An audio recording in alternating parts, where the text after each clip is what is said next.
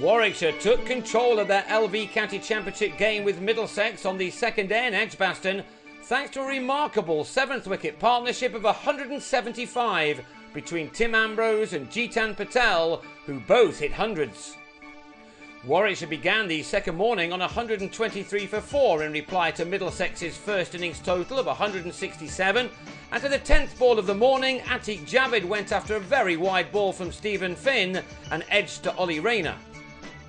Middlesex would have been thinking that the deficit on first innings would be a small one when Keith Barker was very well held off his own bowling by Finn, a wicket which left the home side on 140 for 6, still 27 runs behind.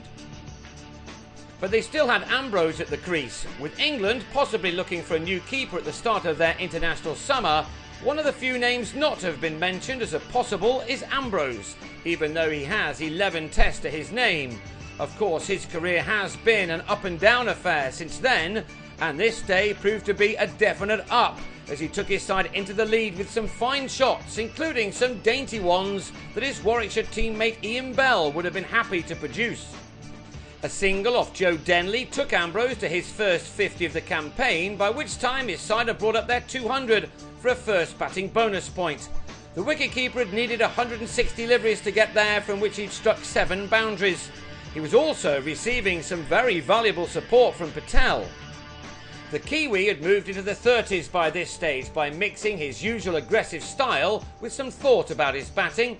He sometimes likes to have a go at most deliveries, but that was not always the case here, in spite of this maximum.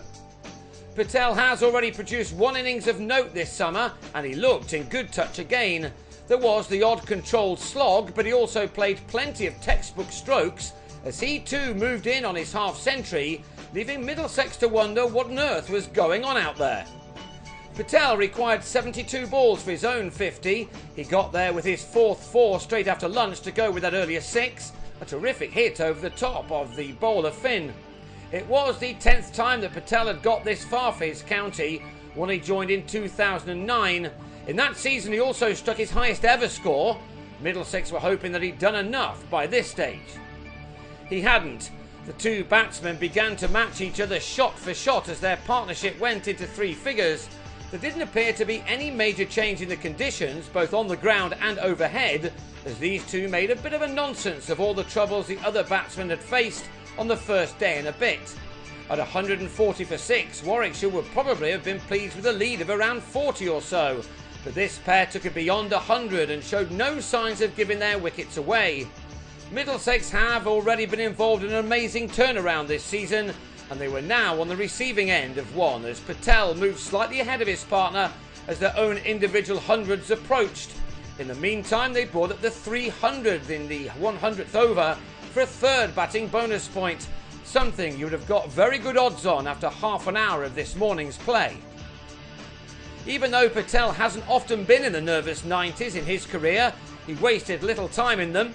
A 4 off Rayner took him to 97, and then, having moved to 99, he sent a delivery off the same bowler over mid-wicket for a 6. Just the second 100 of his career had come off 134 balls, with 2 6s and 11 4s. His first ton was on his debut. He was livid with himself for getting out to the next ball he faced, a rarish wicket for Denley, as Patel nicked behind to depart for a magnificent game-changing 105. Thanks to him and Ambrose, the total had moved from 140 for 6 to 315 for 7, and Ambrose was still there.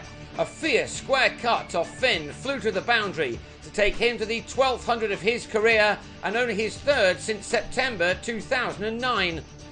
He'd needed 190 balls for that, from which he'd hit the boundary rope a dozen times. He was now also closing in on 8,000 first-class runs.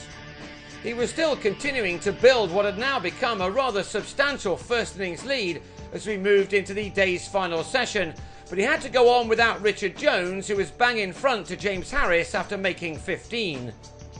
Now 8 down with 348 runs on the board and leading by a more than handy 181, Warwickshire would have been delighted with their position, but they were by no means finished yet.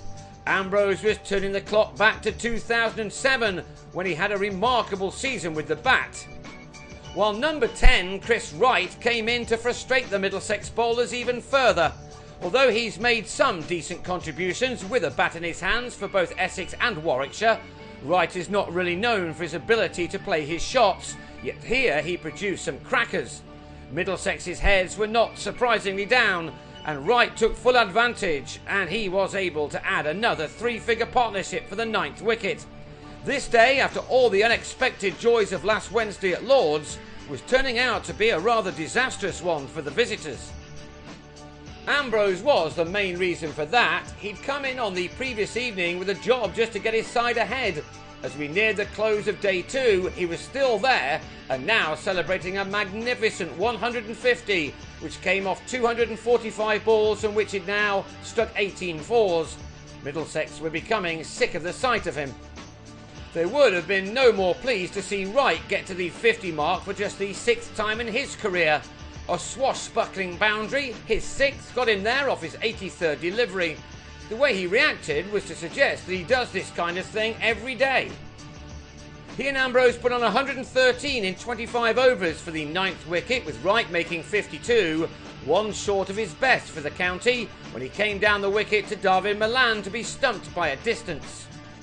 Malan was the 8th bowler employed by Chris Rogers, and he may have wished he'd used him earlier, as the leggy then removed Ambrose with a return catch. Ambrose's 6¼ hour innings was finally at an end on a brilliant 167. Warwickshire were all out for 462 for a commanding advantage of 295 runs. Middlesex's night watchman Harris at least survived the 6 balls the visitors were left with at the end of the day. Once again, Middlesex will have to bat out of their skins if they're going to prevent Warwickshire from recording their 2nd successive victory.